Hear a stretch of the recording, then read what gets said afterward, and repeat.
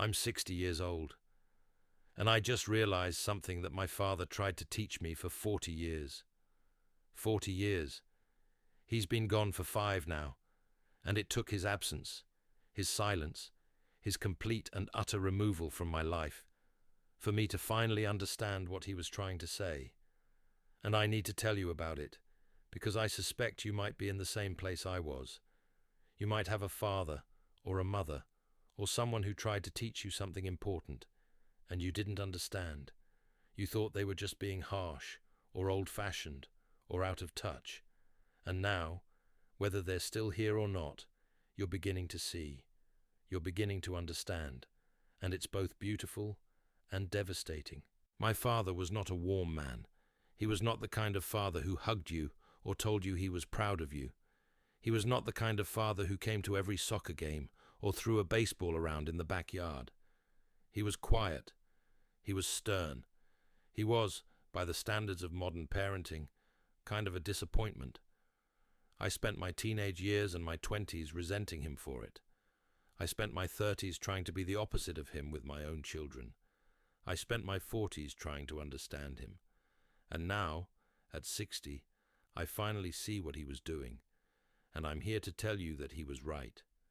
He was trying to teach me something that nobody teaches anymore, something that our culture has actively worked to unlearn, and it's the thing that matters most. Let me take you back. It's 1978. I'm 18 years old. I've just graduated high school. I'm full of dreams and ambitions, and the kind of blind confidence that only an 18-year-old can have. I'm going to change the world. I'm going to be somebody. I'm going to do something great. My father sits me down in the kitchen. My mother is there. It's a formal moment. I can feel it. He says to me, "You're going to fail. Many times. And that's good. That's it. That's the whole conversation."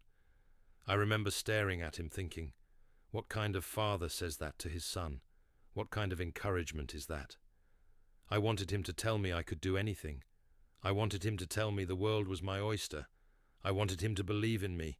Instead, he was telling me to expect failure. It felt like betrayal. I didn't listen. I went out into the world convinced that I was special, that I was different, that failure was something that happened to other people. And for a while, it seemed to work. I got the good job. I made decent money. I got married. I had kids. I was successful by all the external metrics. But underneath it all, there was this constant gnawing anxiety, this sense that I was one mistake away from everything falling apart, this terror of failure that was so deep, so pervasive, that it colored every decision I made.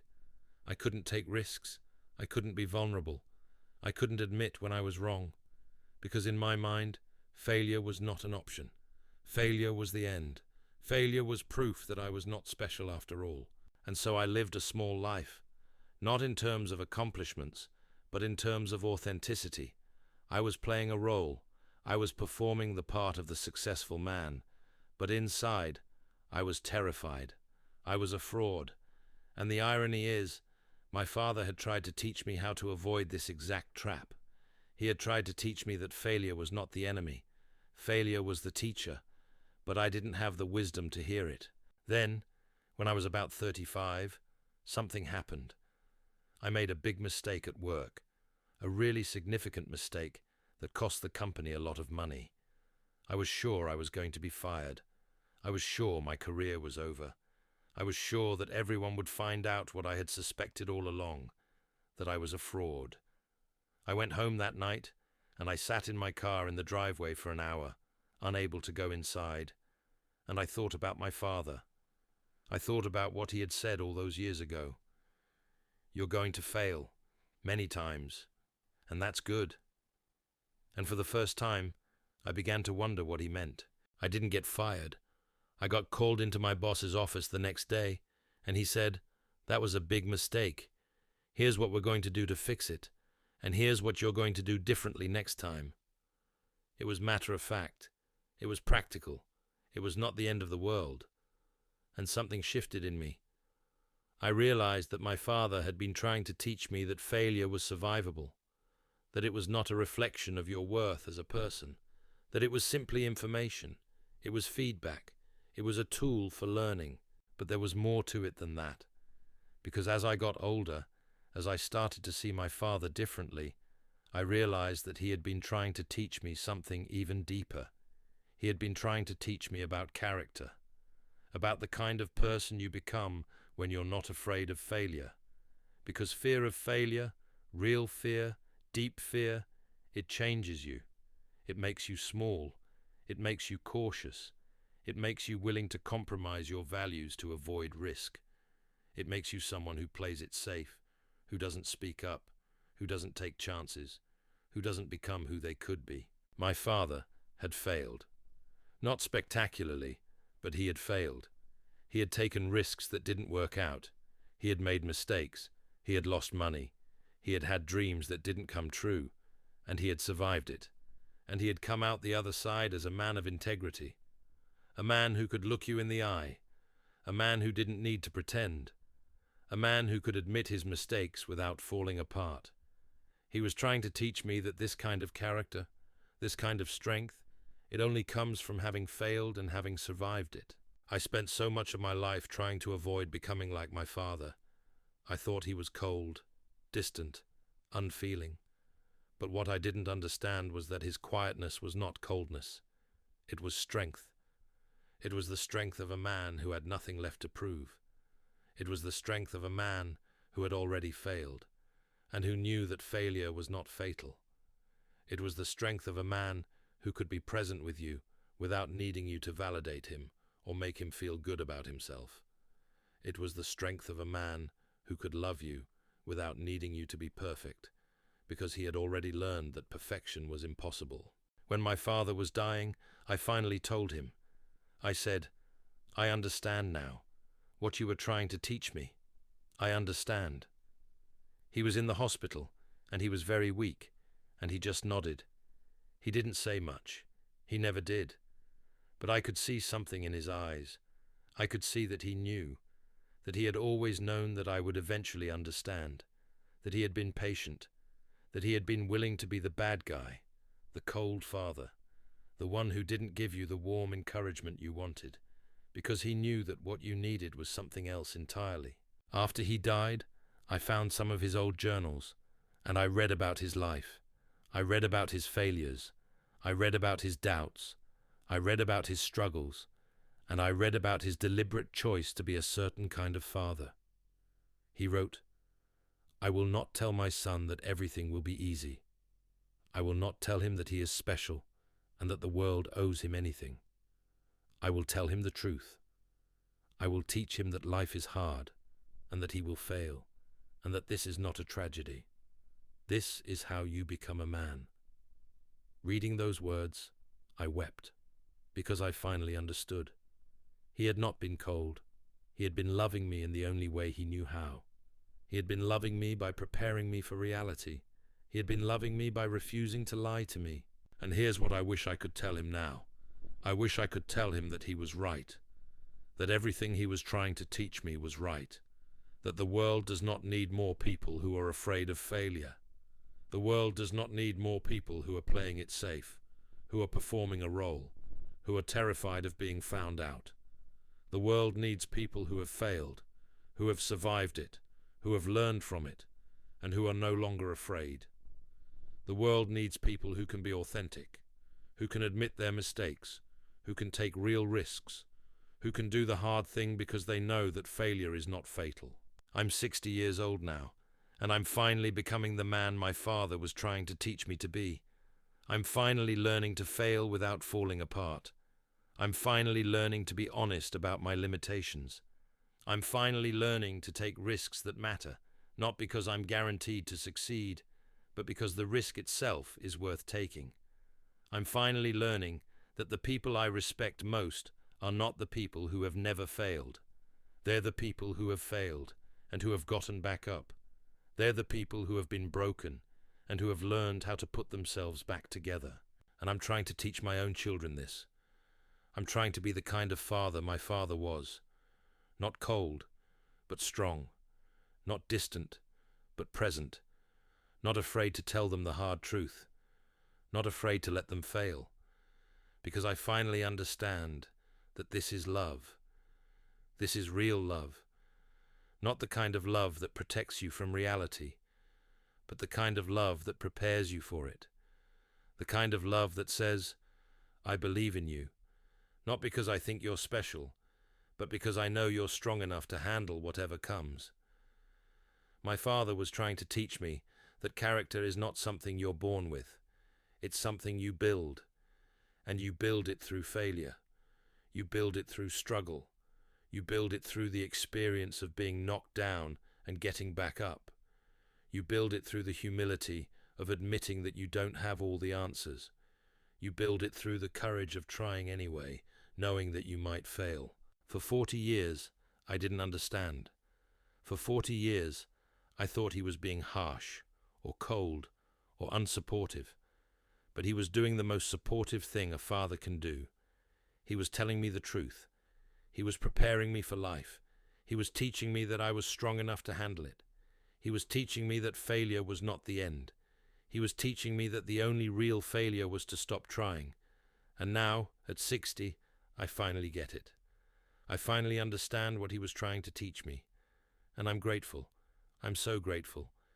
Because he gave me something that no amount of praise or encouragement could have given me. He gave me the knowledge that I could survive, that I could fail and still be okay, that I could be wrong and still be worthy, that I could be imperfect and still be valuable, that I could be human with all the flaws and limitations that entails, and still have dignity and worth. If your father is still alive, and if he's the kind of father who tells you hard truths instead of easy lies, I want you to know something. He loves you. He might not say it in the way you want to hear it. He might not give you the warm encouragement you're looking for, but he loves you.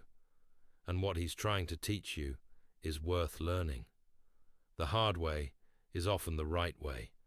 The uncomfortable truth is often more valuable than the comfortable lie. And if your father is gone, like mine is, I want you to know that it's not too late. You can still learn what he was trying to teach you. You can still become the person he was preparing you to be. You can still honor his memory by living the lessons he tried to give you. You can still say thank you, even if he can't hear it anymore. I'm 60 years old.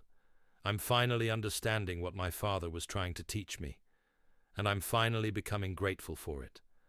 I'm finally becoming the man he knew I could be, and that is the greatest gift he ever gave me. Not his money, not his approval, not his praise, but his willingness to tell me the truth, his willingness to let me fail, his willingness to be the kind of father who prepares you for life, not the kind who protects you from it. Thank you, Dad. I finally understand, and I'm sorry it took me 40 years. Let me tell you more about what it means to finally understand this, because understanding it intellectually is one thing, but living it, embodying it, becoming it, that's something else entirely. That's the real work. When I was younger, I thought my father's silence was rejection. I thought his lack of emotional expression was indifference. I thought that because he didn't tell me he was proud of me, he wasn't proud of me.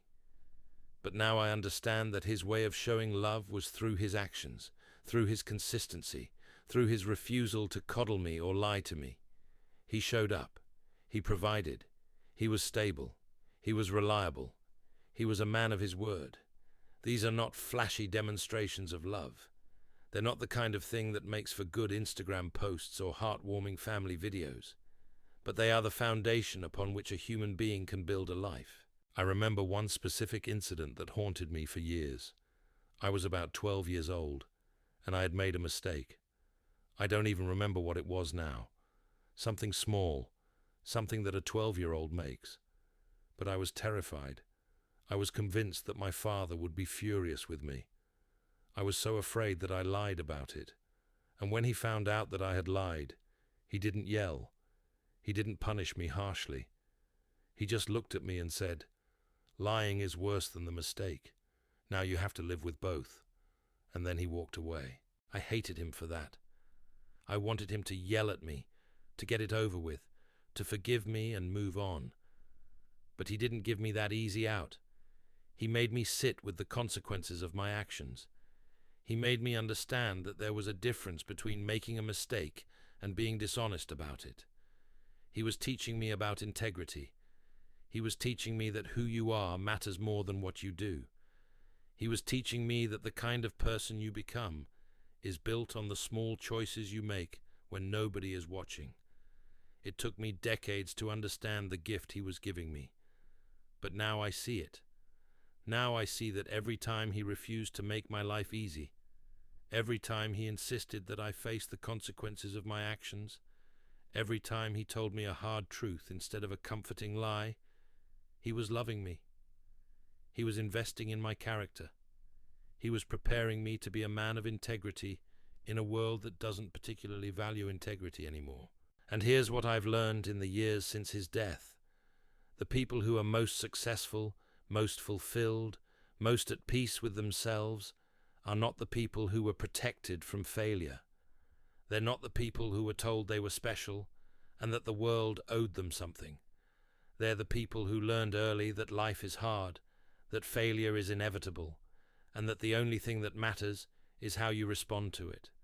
They're the people who have the resilience to get back up.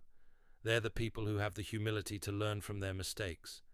They're the people who have the character to do the right thing even when it's hard. My father understood this. He had lived it, and he was trying to pass it on to me. He was trying to save me from the trap of thinking that success meant never failing. He was trying to teach me that success meant failing and getting back up. He was trying to teach me that the only real failure was to stop trying. I wish I could tell him that I finally get it. I wish I could tell him that I'm teaching my own children what he taught me. I wish I could tell him that his legacy is not just in his genes, but in the way I approach life, the way I face challenges, the way I respond to failure. I wish I could tell him that he was right, that everything he was trying to teach me was right. But I can't tell him that anymore. So I'm telling you, if you have a father who is trying to teach you hard truths, who is refusing to make your life easy, who is insisting that you face consequences, who is telling you that failure is part of life, listen to him. He's not being cruel. He's being loving. He's preparing you for something bigger than comfort. He's preparing you for a life of meaning. And if you are a father, and you're trying to do the same thing for your children, know that it's the right thing to do. Know that even if they resent you now, even if they don't understand, even if they think you're cold or harsh or unsupportive, know that you're giving them something invaluable. You're giving them the knowledge that they can survive. You're giving them the resilience to face a difficult world. You're giving them the character to be a person of integrity. This is what my father was trying to teach me. This is what I finally understand at 60, and this is what I'm trying to pass on to you, whether you're a parent or a child, whether your father is still here or whether he's gone. The hard way is often the right way. The uncomfortable truth is often more valuable than the comfortable lie. And the people who love you most are sometimes the ones who refuse to make your life easy. I'm 60 years old. I finally understand what my father was trying to teach me, and I'm grateful. I'm so grateful, because he gave me something that no amount of praise or encouragement could have given me. He gave me the knowledge that I could survive, that I could fail and still be okay, that I could be wrong and still be worthy, that I could be imperfect and still be valuable, and that, more than anything else, is what it means to be loved. There's something else I want to tell you about. It's about the moment when understanding finally clicks. It's not usually a dramatic moment. It's usually quiet. It usually happens when you're alone, when you're facing something difficult, when you're at a crossroads and you have to make a choice. And suddenly, you hear your father's voice. Not literally, but in your mind, in your bones, in the deepest part of who you are. You hear him saying something he said years ago, something you didn't understand at the time, and suddenly it makes perfect sense. That's what happened to me. I was 55 years old. I had just lost a major business deal. It was a deal I had been working on for years. It was supposed to be the crowning achievement of my career, and it fell through. And I was devastated. I was angry. I was ashamed. I was convinced that I was a failure. And I sat in my office late one night, and I thought about my father. I thought about how he had failed. I thought about how he had survived it.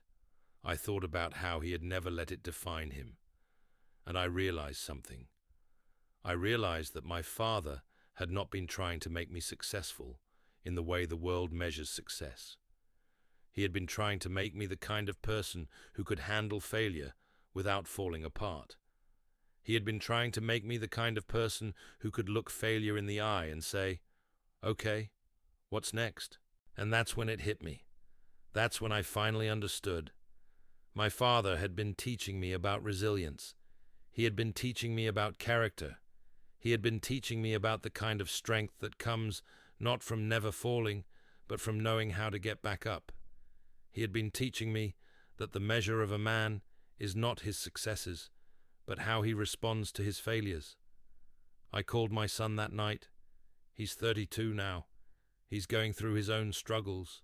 He's dealing with his own failures. And I told him what I had just realized. I told him that his grandfather, my father, had spent his whole life trying to teach me something that I was only just beginning to understand. I told him that failure was not the end. I told him that failure was the beginning. I told him that the only way to become strong was to be broken and to learn how to put yourself back together. And my son listened, and I could hear something shift in him. I could hear him beginning to understand something that I had spent 40 years not understanding. And I was grateful for that. I was grateful that I could pass on what my father had tried to teach me. I was grateful that I could save my son some of the time and pain that I had gone through. This is what it means to finally understand what your father was trying to teach you. It means that you can pass it on. It means that you can break the cycle of misunderstanding and resentment. It means that you can honor your father's legacy by becoming the kind of person he was trying to teach you to be. It means that you can look back and say, "He was right. He was always right. And I'm sorry it took me so long to see it." I'm 60 years old now. My father has been gone for 5 years, and I think about him every day. I think about the things he tried to teach me. I think about the ways he loved me that I didn't recognize at the time. I think about how much I would give to have one more conversation with him, to tell him that I finally understand, to thank him for his patience, to apologize for the years I spent resenting him. But I can't do that. So instead, I'm doing the next best thing. I'm living the lessons he tried to teach me. I'm becoming the man he knew I could be. I'm teaching my children what he taught me. I'm passing on his legacy of strength, integrity, and resilience. I'm making sure that his life meant something. I'm making sure that his love, expressed in the only way he knew how, is not forgotten. And I'm telling you this because I suspect you might be in the same place I was. You might have a father who tried to teach you something important, and you didn't understand. You might have resented him for it. You might have spent years trying to be the opposite of him. But maybe, just maybe, it's time to reconsider. Maybe it's time to look back and see what he was really trying to teach you. Maybe it's time to understand that his way of loving you was not warm and fuzzy, but it was real. It was true. It was the kind of love that prepares you for life, not the kind that protects you from it. I'm 60 years old. I finally understand what my father was trying to teach me, and I'm grateful. I'm so grateful, because he gave me the greatest gift a father can give, the knowledge that I am strong enough to handle whatever life throws at me, the knowledge that failure is not fatal, the knowledge that who I am matters more than what I do, the knowledge that integrity is worth more than success, the knowledge that I can be loved, even when I'm not perfect, even when I fail, even when I'm broken. That is what my father was trying to teach me, and that is what I'm trying to teach you.